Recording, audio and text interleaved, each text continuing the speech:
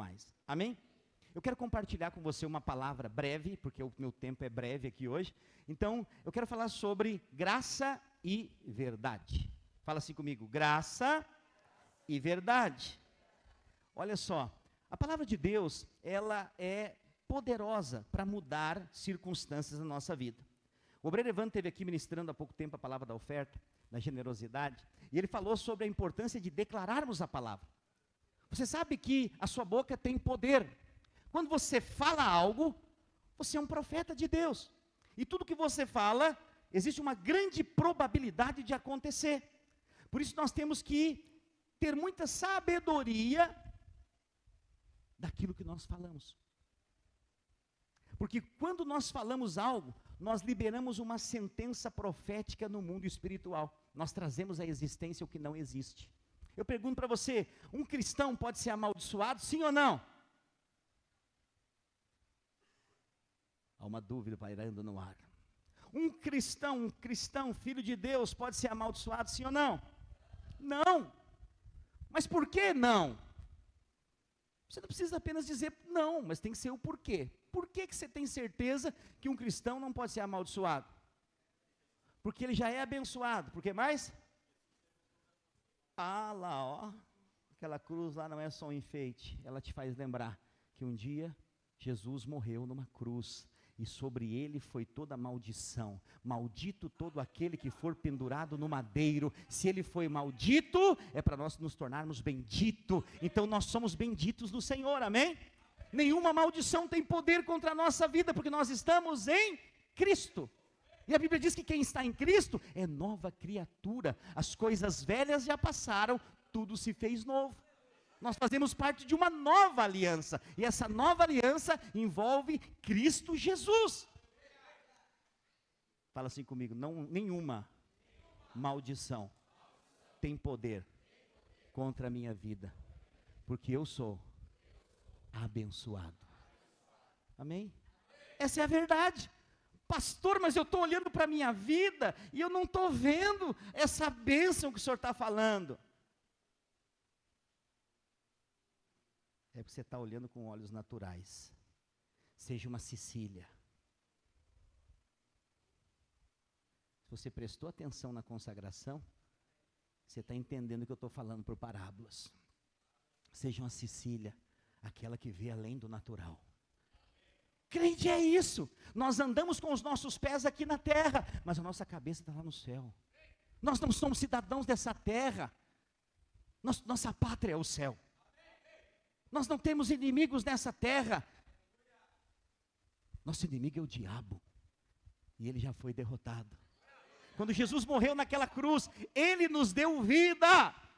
Quando nós estávamos mortos dos nossos delitos e pecados, a Bíblia diz. E o que nós recebemos com tudo isso, pastor? Abre a sua Bíblia em João, capítulo 1, versículo 16. João 1, 16. Porque todos nós, quem? Quem? Os mais comportados. Os que faz tudo certinho. Os que não erram nunca. Olha, sabe o que é todos em hebraico? É todos. Em aramaico, é todos. Em grego, é todos. Essas são as 3 línguas que a Bíblia foi escrita. Grego, hebraico e aramaico. Todas elas, todos significa todos. Então a Bíblia está dizendo aqui, porque todos nós temos recebido da sua plenitude e graça sobre graça. Nós temos que falar juntos aqui. Vamos lá? 1, 2, 3. Porque todos nós temos recebido da sua plenitude e graça sobre... Pastor, o que é isso? É muito bonito, é aleluia, é glória a Deus. Mas a palavra de Deus está dizendo assim, ó... Todos nós, filhos de Deus, quem é filho de Deus aqui, diga amém. Todos nós, filhos de Deus, temos recebido da sua plenitude. O que é plenitude? É bênção em todas as áreas, é ser pleno. Se é alguém que tem dinheiro, mas tem saúde para desfrutar do dinheiro. Tem um bom carro e tem alegria para sair para passear com a sua família. Por quê, pastor? Porque tem gente que não vive a plenitude. Tem um bom carro, mas tem depressão, está triste, não tem vontade nem de sair com a família. pode comer nos melhores restaurantes, mas não tem fome, porque está sempre triste. Plenitude é tudo. É a bênção atingir todas as áreas da sua vida. Você ter fome para comer, ter dinheiro para comprar, ter carro para ir até onde você quer ir, ter uma boa casa para morar e ter dinheiro para abençoar outras pessoas que estão ao seu redor. Isso é plenitude. Isso é plenitude. E ele fala plenitude e. Aqui, a letrinha E faz uma interligação entre a plenitude e a graça sobre graça. Vamos partir do princípio. O que é graça? Oi? Favor imerecido. Vamos partir do princípio. Quantas pessoas aqui que obedecem à risca a palavra de Deus? Assim, não erra nada. Pratica tudo.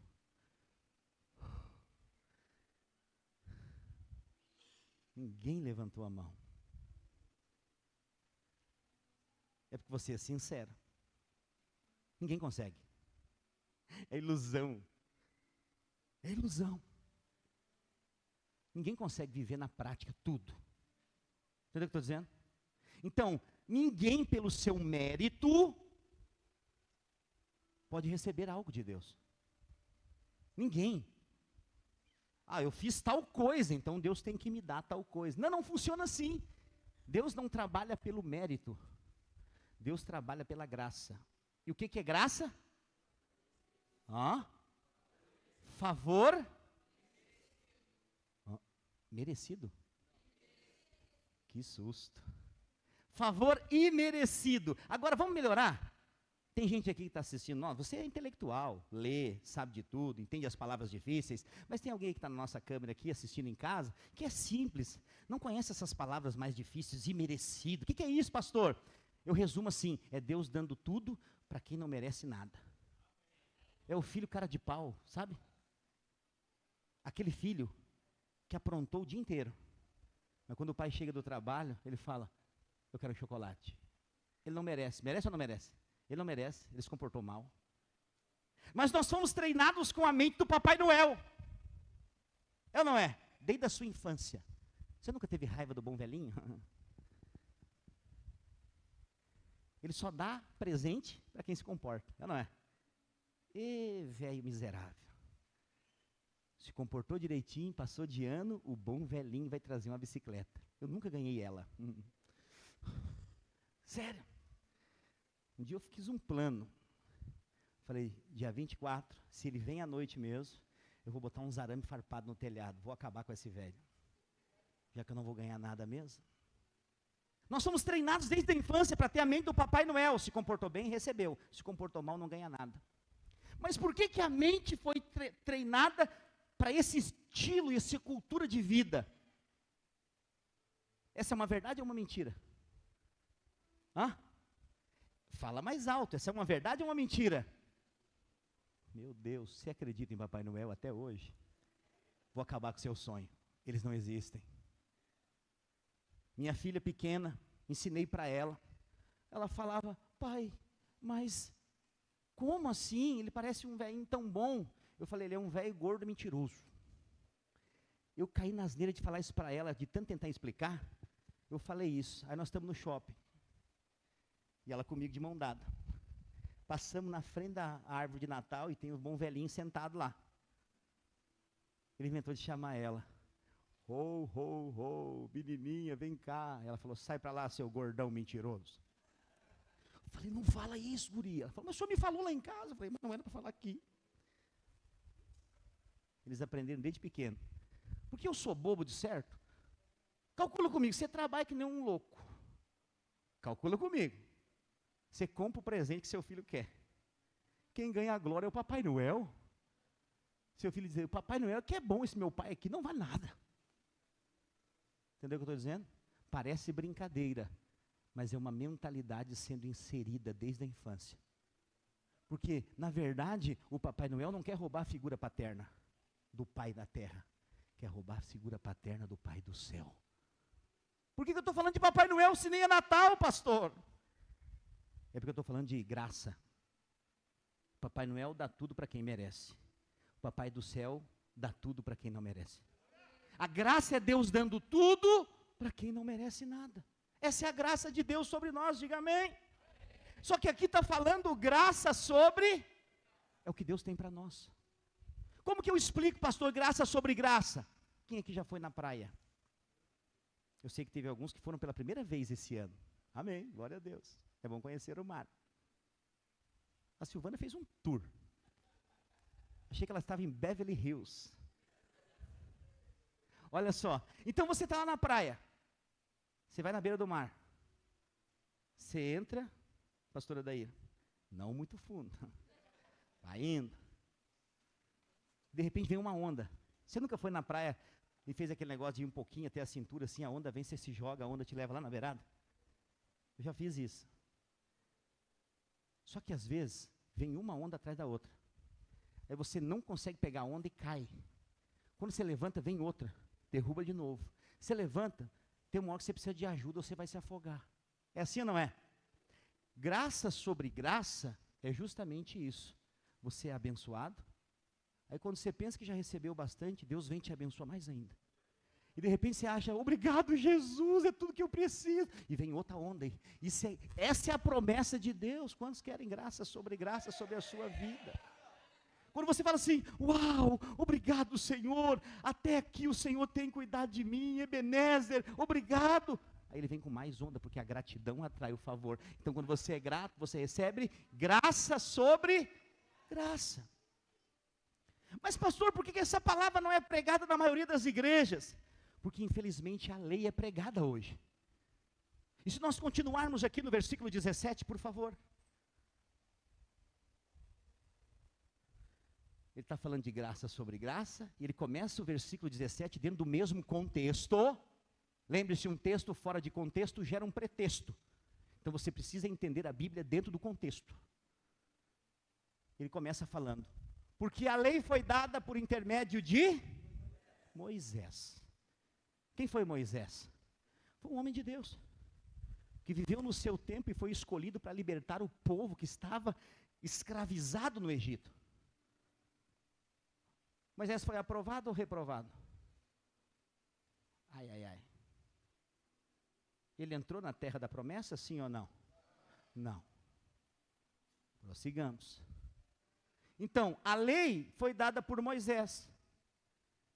Tem gente que fala assim, ó, pastor, a videira fala muito bem de graça, esse negócio de Deus dando tudo para quem não merece nada, é muito bom. Mas as pessoas têm que ouvir umas verdades. Nunca passou pela sua cabeça isso? Amanhã eu vou falar umas verdades para esse irmão. E a gente liga a verdade com condenação. A religião e a lei são completamente diferentes da graça e da verdade.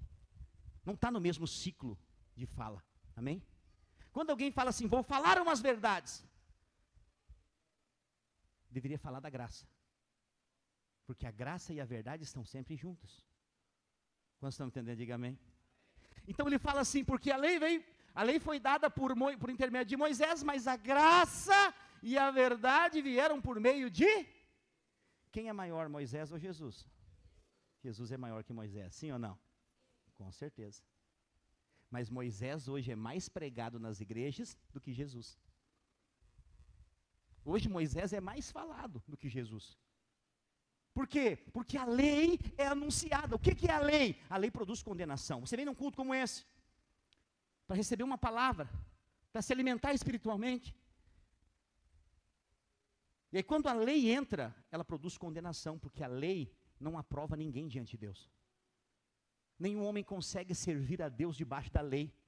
Por isso que Jesus veio, amém?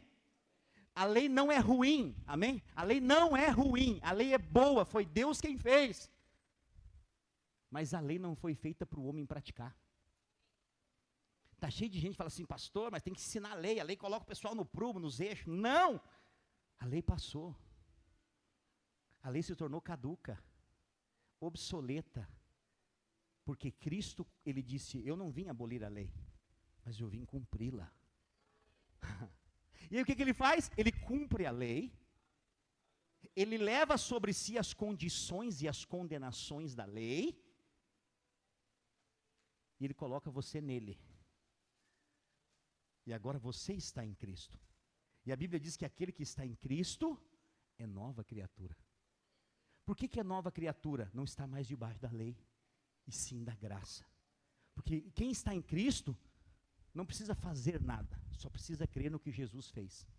Ah, muito bonito, pastor, então agora vamos viver de qualquer jeito, porque se o povo viver de qualquer jeito, vai viver pecando, e a igreja vai ser uma igreja promíscua, todo mundo vai andar em pecado, fazendo coisa errada.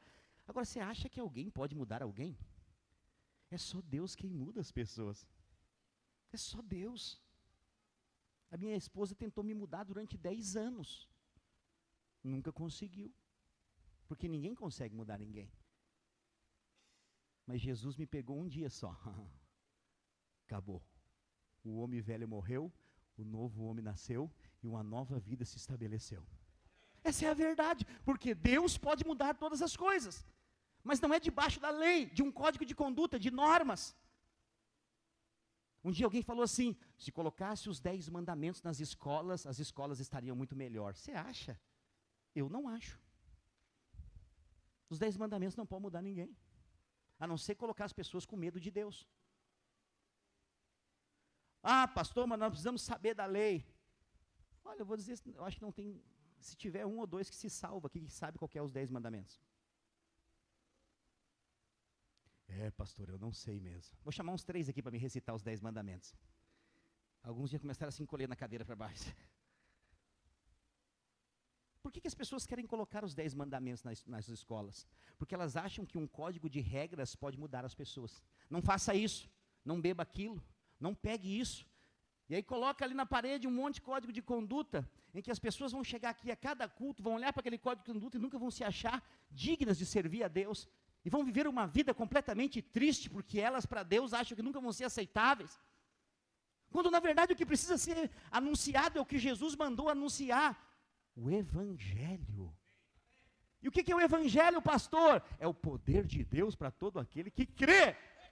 E que poder é esse? É poder de mudar o homem de dentro para fora. Não é o poder de botar um terno num homem. É o poder de mudar o coração do homem. É dar um novo coração. Para que o homem possa viver para Deus, ser sensível para Deus. Então, quando nós recebemos esse novo coração, nós passamos a viver graça sobre graça nas nossas vidas. Nós não vivemos debaixo da lei mosaica. A lei mosaica é a palavra de Deus? Sim. Moisés foi homem de Deus? Sim. Mas vivemos debaixo de uma nova dispensação. A lei passou. O escrito de dívida que havia contra nós foi completamente sanado naquela cruz. Deus olhou para a terra e disse, eu vou resolver esse problema. Ele fez um plano de redenção para redimir o homem dos seus pecados. E ele então faz o quê? Ele manda o seu próprio filho, a forma de um homem, nasce de uma virgem, anda entre a humanidade, cresce. Aí as pessoas têm uma figura de um Deus mau, por quê? Porque eles estão debaixo da lei. E a lei produz condenação. E eles ficam culpando Deus por morte de criança, ficam culpando Deus por acidente, ficam por catástrofe, por tragédia. Eu quero dizer, Deus não é um Deus de morte, Ele é um Deus de vida. Porque Ele diz, aquele que está em mim, ainda que morra, viverá. O diabo veio para roubar, matar e destruir, mas eu vim para dar vida e vida em abundância. Deus é o Deus da vida. Deus não é um Deus de enfermidade. Meu Deus, quanta gente! Eu já ouvi falando assim, olha pastor, eu estou com essa enfermidade, porque Deus está tratando algo na minha vida. Hã? Servir a um Deus que coloca enfermidade em alguém? Esse não é o Deus da Bíblia, me desculpe. Deus não coloca enfermidade para tratar? Deus é pai, sim ou não? Aí você tem filho, aí imagina que você quer corrigir o seu filho. Aí você fala, vem cá, bota a mão aqui na mesa. Você pega um facão e atora a mão dele para dizer, você tem que aprender agora a não mexer nas coisas. Você não é louco para fazer isso. O que você acha que Deus faria? Por que você acha que Deus vai colocar um câncer em alguém para que essa pessoa aprenda? Sério, alguém me falou esses dias, falou assim, pastor, existem doenças que Deus coloca na gente para a gente aprender uns princípios. Eu falei, então coloque em você, em mim não. Eu não aceito isso. Deus é o Deus que cura. Você sabia disso? Ah, pastor, mas eu estou enfermo, o senhor está falando isso aqui. Nós estamos no mundo mau. O nosso mundo está em trevas. Existem coisas que são do ciclo desse mundo, que acontecem com essa barraca velha que é o nosso corpo, que está em estado de degradação a cada dia. Mas eu ouso dizer para você, mesmo que uma enfermidade toque o seu corpo, e você se levanta em fé para dizer, eu não acredito nessa enfermidade, porque a Bíblia diz que lá na cruz, Jesus levou sobre ele todas as minhas enfermidades. Ah, pastor, mas será? Estou dizendo, fiquei 1 ano confessando essa palavra. Na cadeira de roda, precisando de alguém que me leve para o banheiro, de alguém que me leve para o hospital, de alguém que me leve para as consultas, de alguém que me leve, não conseguia fazer nada sozinho. Todo dia eu acordava e dizia, não aceito. Isaías 53, ele levou sobre si as minhas dores, as minhas enfermidades. Essas pernas estão mortas, mas elas vão ressuscitar, porque essa não é o estado normal dela. O estado normal, segundo a palavra, é que eu vou andar, eu vou caminhar, eu vou sair dessa cadeira de roda. E depois de 1 ano confessando a palavra e declarando, eu estou aqui de pé pregando para você. Por quê? Porque a verdade é a palavra e não as circunstâncias que estão ao seu derredor. A palavra é a verdade. E quando você se torna filho de Deus, você é cheio de graça sobre graça. A verdade de Deus está sobre a sua vida. Deus não precisa de nada de ninguém. Deus é pleno. Deus é soberano. Deus é rico. Ele pode dar tudo que você precisa. Ele é um Pai de amor, de graça, de bondade, de infinita misericórdia. Ele pode nos dar tudo. Deus não fica devendo nada para ninguém.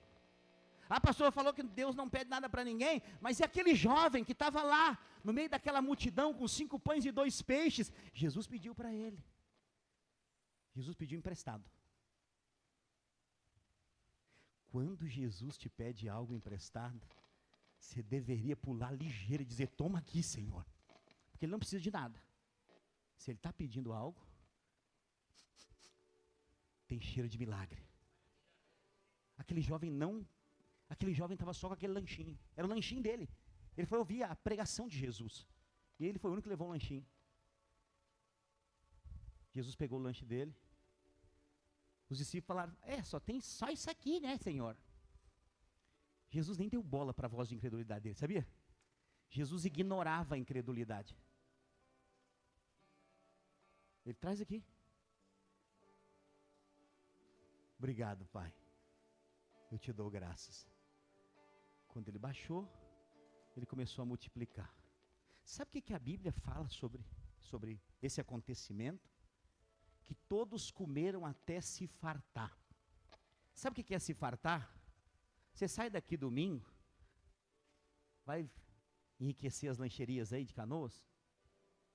Vai mesmo, é bom, faz comunhão, aumenta o templo do Espírito Santo. Aí você está lá no batatão, você está comendo aquelas batatas com coxinha, você está comendo, mas daí já passou do limite, você não, já está satisfeito.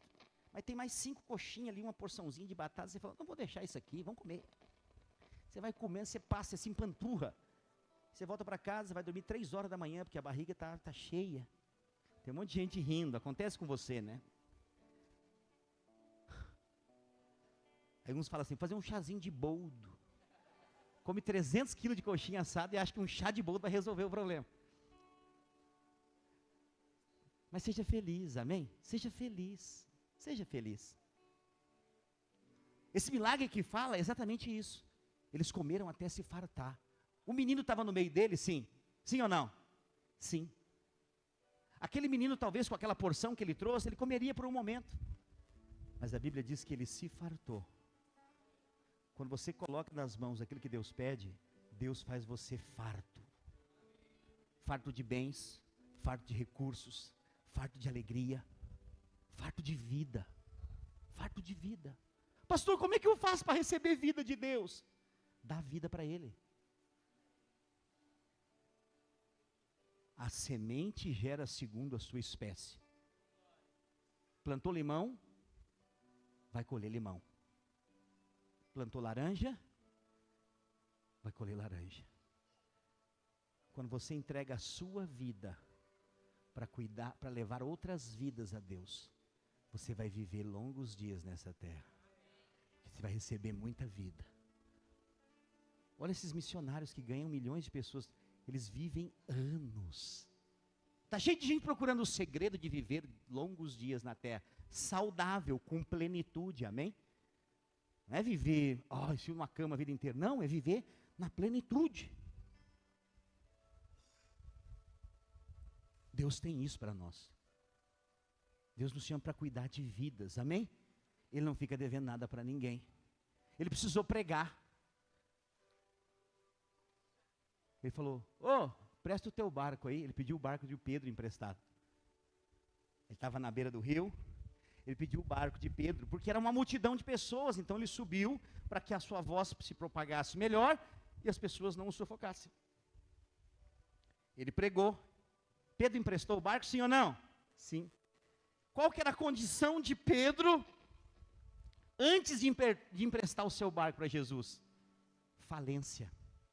O cara tinha pescado a noite inteira, um pescador profissional, irmão Miro. Imagina que o senhor saiu de segunda a sexta-feira, o senhor volta para casa com as redes vazias, sem um peixe. É uma situação de frustração, é ou não é? Porque você depende daquilo para viver. Se não pesca, não vende. Se não vende, não tem recurso para sustentar a família. Pedro já estava devendo. Ele emprestou. Quando Jesus termina a pregação, ele fala, sobe no barco e anda um pouquinho para dentro aí, e lança a rede. Quando Pedro lança a rede, ele não consegue puxar de volta. De tanto peixe. Os barcos ao redor vêm ajudá-lo. A Bíblia fala que o barco dele quase vai a pique de tanto peixe. Porque ele emprestou para Jesus, os problemas deles foram sanados. Deus não fica devendo nada para ninguém. Você tem servido a Deus, e às vezes muitas pessoas têm dizendo, você está perdendo a sua vida. Você está enfurnado nessa igreja, nessa célula. Você está perdendo a sua vida. Não. No reino de Deus, quem perde a sua vida é o que ganha. Há 16 anos eu sirvo a Deus. Eu quero dizer, desde que eu cheguei, eu só ganhei. O maior presente que eu ganhei foi quando eu cheguei, a vida eterna. Mas Ele não se contenta com isso, porque a Bíblia diz que Ele é poderoso para fazer infinitamente mais do que pedimos ou pensamos. Eu quero dizer para você, o Senhor é quem te sustenta. Eu queria que você ficasse de pé no seu lugar.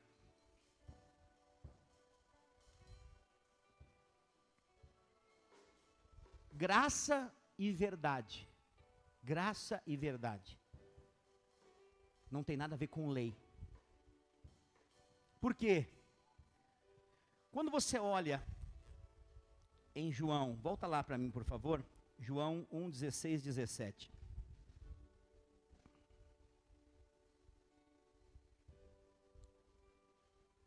Vai aparecer aqui? Vai. A lei foi dada. O que é dado? Coisas são dadas. Amém? Coisas são dadas. Então a lei é uma coisa. Coisas nos são dadas. Por intermédio de Moisés, a lei foi dada. Deus deu a lei para Moisés, Moisés entregou a lei para o povo. Mas a graça e a verdade vieram. Coisas são dadas, pessoas vêm. Coisas são dadas, pessoas vêm. Aqui, a palavra, depois da vírgula ali, do ponto e vírgula, a graça e a verdade vieram, essa tradução, ela equalizou a língua portuguesa nessa frase. Porque, se você pegar no original grego, quem escreveu a Bíblia falava hebraico e aramaico. Mas o Novo Testamento foi escrito em grego. O Velho Testamento, hebraico e aramaico. Se você traduzir aqui, a graça e a verdade vieram, esse vieram aqui, a interpretação produziu plural, mas o original não é. No original está escrito assim: a graça e a verdade veio por meio de Jesus Cristo. Não está escrito vieram. Mas na tradução da língua portuguesa, para ter uma concordância, os tradutores colocaram vieram. Mas no original não é vieram, é veio. Porque a graça e a verdade não são coisas. A graça e a verdade é uma pessoa. A graça e a verdade estão interligadas. A graça não é a doutrina da videira. A graça é Jesus. A graça é Jesus. E a verdade, pastor? Ele disse. Jesus está com seus discípulos. Depois de ressurreto. Ele fala: eu vou para o Pai. Porque na casa do meu Pai há muitas moradas. Mas depois, vocês não fiquem preocupados. Eu virei. E vos levarei para mim mesmo. Mas antes disso virá o outro Consolador. E ele vai conduzir vocês a toda verdade. Tomé, olha para o irmão que está do seu lado e fala assim: não seja Tomé. Tomé disse assim: Senhor, como assim? O senhor vai para onde? Nós não sabemos o caminho. Jesus olhou para ele e falou assim: Tomé, eu sou o caminho, a verdade, a verdade, a verdade, a verdade. Não travou aí a TV, tá? Eu estou repetindo. E a vida. Por que eu enfatizei a verdade? Porque a lei veio por meio de Moisés. Pela lei, ninguém pode ser aprovado. Todo mundo está condenado. Mas por meio de Jesus, a graça e a verdade se estabeleceram. Jesus é a graça e Ele é a verdade. E você e Jesus foram amalgamados. Por isso agora o caminho que nós vivemos é um caminho de graça e de verdade.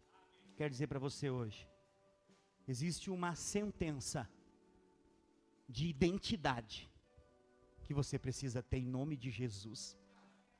Quem você é? Quem você é? Essa situação, essa pergunta, ela precisa estar resolvida dentro de você. Quem você é? Porque muitas vozes, ao longo da sua caminhada, vão dizer um monte de coisa. Você é um fracasso. Você é um derrotado. Você não é nada. Quem você pensa que você é? Olha de onde você veio. Muitas vozes vão te confrontar. Mas sabe de uma coisa? Quando você sabe a sua identidade, quando você conhece quem você é, essas vozes não te atingem. Quando ele vier dizer assim: seu chamado acabou, o projeto morreu, você tem que falar: eu sei em quem eu tenho crido, e Ele é poderoso para me salvar. Mas às vezes você fez algo errado, e o diabo vai dizer assim: mas você errou. Mas você tem que aprender a saber quem você é. Ainda que eu tenha errado, Ele acertou naquela cruz há 2000 anos atrás por mim. Mas esse erro vai te condenar, filho de Deus. Aí você pode dizer assim: nenhuma condenação há para aqueles que estão em Cristo Jesus. Está escrito, Romanos capítulo 8, versículo 1. Nenhuma condenação para aqueles que estão em Cristo Jesus. Eu estou em Cristo. Toma, Satanás, vai para o inferno que é o teu lugar. Você precisa aprender a entender quem você é. Quando o diabo vier dizer para você: sua liderança é fraca, você tem que aprender a responder para ele: é fraca mesmo, mas é cheia de poder, porque o poder de Deus se aperfeiçoa na minha fraqueza. Quanto mais fraco, mais poder. Olha para a sua vida, nada está dando certo na sua vida. Você tem que falar para ele assim: ó, o seu final eu já conheço, é o lago de fogo e enxofre, e o meu também, eu vou morar na Nova Jerusalém para sempre. Pastor, mas só tem coisa boa para nós. Sim, nós somos filhos de Deus, filhos amados, e o Pai te abraçou, E o Pai cuida de ti. E o Pai está sempre por perto. Se você cair, é certo que você vai cair. Ele te levanta. Se você chorar, é certo que você vai chorar. Ele te consola. Mas Ele nunca vai te deixar caído. Ele nunca vai te deixar na mão. Ainda que o seu pai e a sua mãe nessa terra te abandonem, a Bíblia diz: todavia, eu jamais me esquecerei de ti. E isso não é palavra motivacional, é palavra de Deus, é a verdade mais poderosa do universo. Nós vamos crescer nessa cidade. Canoas não conheceu ainda o Evangelho da Graça, mas vai conhecer. Cada rua, cada beco, cada viela dessa cidade, nós vamos anunciar as boas novas do Evangelho. Tem pessoas que estão esquecidas nos cantos dessa cidade, e Deus vai levantá-las como levantou eu, como levantou você, numa multidão de filhos, amém? Coloque a mão no seu coração, eu quero orar por você, eu quero declarar sobre a sua vida, você é um mensageiro dessa graça. Pai, em nome de Jesus, eu oro pela vida dos teus filhos, eu declaro sobre a vida da tua igreja, nessa noite, eu estou diante de mensageiros das boas novas do Evangelho. Nós somos aqueles que falam da graça e da verdade do nosso Senhor Jesus Cristo, que morreu numa cruz para pagar a nossa conta, para pagar a nossa dívida, e como mensageiros dessa mensagem, nós somos cartas vivas para serem lidas por essa geração. Eu envio você como o sacerdote dessa geração. Eu declaro que você é uma boca profética nessa geração. Eu declaro que você e a sua casa servirão ao Senhor, e a sua casa é um canal da graça de Deus, do favor de Deus. Eu declaro a sua família é um lugar de graça, é um lugar de bênção, é um lugar de glória. Eu declaro, não faltará provisão abundante de Deus sobre a sua despensa. Eu declaro um tempo de multiplicação, de riquezas sobre a sua casa, sobre a sua família. É chegado o tempo de Deus sobre a sua vida, em nome de Jesus. Diga amém. Fala assim: eu creio nas promessas do Senhor sobre a minha vida. Eu creio que eu sou bem-aventurado, mais que vencedor, filho amado, herdeiro de Deus e co-herdeiro com Cristo, em nome de Jesus. Dê uma salva de palmas ao Senhor Jesus. Aleluia. Quero declarar, erga sua mão, eu quero declarar sobre a sua vida, que o amor do Pai, a graça do Filho e a comunhão do Espírito Santo esteja sobre a sua vida. Eu quero declarar que essa semana que está entrando vai ser a melhor semana da sua vida. Se prepara para ser surpreendido. Coisas boas estão sendo direcionadas para a sua casa, para a sua família. Respostas virão, portas se abrirão, causas na justiça vão sair. Deus tem algo bom preparado para a sua direção essa semana. Quem crê, receba em nome de Jesus. Amém? Glória a Deus. Nós estamos encerrando a nossa celebração hoje. Dê um abraço em pelo menos 3 irmãos, declare sobre ele o favor de Deus. Lembrando os irmãos de Esteio que aqui estão, o pastor Adair está aqui, o obreiro Evandro, já chamei até de pastor, o obreiro Evandro vai estar conectando vocês com o pastor Adair, vai ser uma grande bênção. Deus abençoe, tenha uma semana de vitória, em nome de Jesus. Não esqueça de dar um abraço em pelo menos 3 irmãos, declare uma semana abençoada sobre a vida dele. Você que está conosco pelo nosso canal do YouTube, eu quero pedir para você se inscrever no nosso canal, também deixe o seu like, não custa nada, é de graça, e você abençoa muito a nossa programação. Queria pedir para você também compartilhar essa live com o maior número de pessoas que você puder. Deus abençoe grandemente a sua vida, que o Senhor te prospere em tudo, tenha uma semana de vitória, em nome de Jesus.